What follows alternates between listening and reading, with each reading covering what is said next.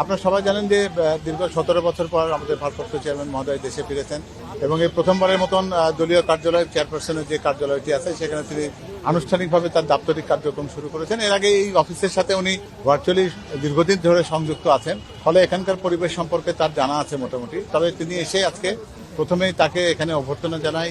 এই ওনার চেয়ারপারসনের কার্যালয়ে যে সমস্ত কর্মকর্তারা যারা ছিলেন তাদের সাথে আমাদের স্থায়ী কমিটির সদস্যরা তারাও ছিলেন। তিনি প্রথমে দোতলায় তার জন্য যে নির্ধারিত কক্ষটি তৈরি করা হয়েছে ভারপ্রাপ্ত চেয়ারম্যানের দাপ্তরিক কার্যালয় হিসাবে, সেখানে তিনি প্রথমে যান এবং ওখানে আমাদের যারা স্থায়ী কমিটির সদস্যরা যারা ছিলেন, ডক্টর খন্দকার মোশাররফ হোসেন থেকে শুরু করে অন্যান্য যারা সিনিয়র যারা নেতৃবৃন্দ ছিলেন তারা উপস্থিত ছিলেন। তাদের সাথে ওনার প্রাথমিক আলোচনা হয় এবং দলের কর্মকাণ্ড এবং এ পর্যন্ত যার গৃহীত যে সমস্ত কর্মসূচিগুলো ছিল সেগুলো সম্পর্কে সেখানে কথা হয়েছে।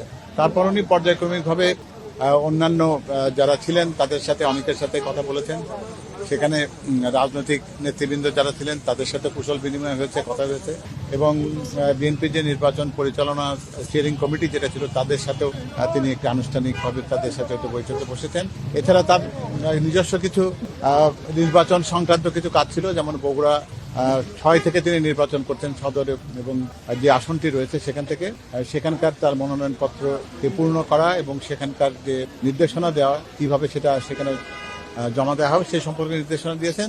এবং তারপরে তিনি ঢাকা 17 থেকে তিনি নিজে নির্বাচন করবেন বলে সিদ্ধান্ত হয়েছে এবং সেখানে তার এই নির্বাচন পরিচালনা কোঅর্ডিনেশন করবার জন্য দলের উপদেষ্টা পরিষদের সদস্য জনাব আব্দুল সালামকে তিনি দায়িত্ব দিয়েছেন আনুষ্ঠানিকভাবে এবং সেখানে ঢাকা মহানগর উত্তরের নেতৃবৃন্দ আহ্বায়ক আমিনুল সাহেব সহ অন্যরা উপস্থিত ছিলেন এবং তিনি এখনো কাজ করছেন দলের, যেখানে আরো কিছু হয়তো তার কিছু সিদ্ধান্ত নেওয়ার প্রশ্ন আছে এবং সেখানে কিছু আলোচনা হয়েছে যে তার সফর পরিকল্পনা কেমন হবে আগামী দিনে সেই সংক্রান্ত ব্যাপারে কাজ হচ্ছে।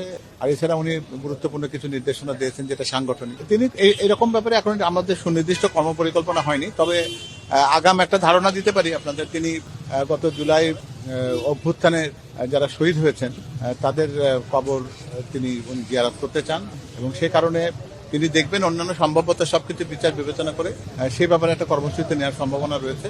এর পাশাপাশি আরো কিছু অন্যান্য কার্যক্রম আছে। তিনি হয়তো সংবাদপত্রের সাথে যারা জড়িত আছেন, মিডিয়ার সাথে যারা সংযুক্ত আছেন তাদের সাথে হয়তো আনুষ্ঠানিকভাবে তার একটা মত বিনিময়ের সুযোগ হবে ইনশাআল্লাহ।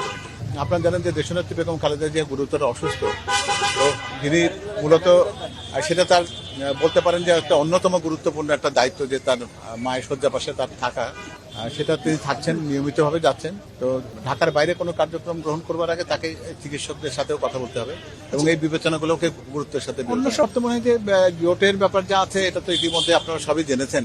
আলোচনার শেষ মুহূর্তে যা হয় রাজনীতির ক্ষেত্রে সেটা হয়তো আজকে রাত 12টা পর্যন্ত বা সে পর্যন্ত গভীর রাত পর্যন্ত যদি কোনো আলোচনা থাকে সেটা হবে, সেটা হয়তো নেপথ্যের বিষয়। এটা হয়তো আমরা সামনাসামনি এই মুহূর্তে বলবার মতো কোনো তথ্য দেওয়ার মতো কিছু নেই আমার কাছে। আর জোট তো ইতিমধ্যে যা হয়েছে আপনারা জানেন যে আমাদের জোট সঙ্গীতের মাঝে মোটামুটি আমরা আমাদের আসন বন্টনের কার্যক্রমটা প্রায় শেষ হয়েছে। যাই হোক, আগামীকাল আনুষ্ঠানিকভাবে মনোনয়নপত্র দাখিল করার শেষ দিন। উনি 2টি আসন থেকে বগুড়া 6 থেকে এবং ঢাকা 17 আসন থেকে নির্বাচন করছেন।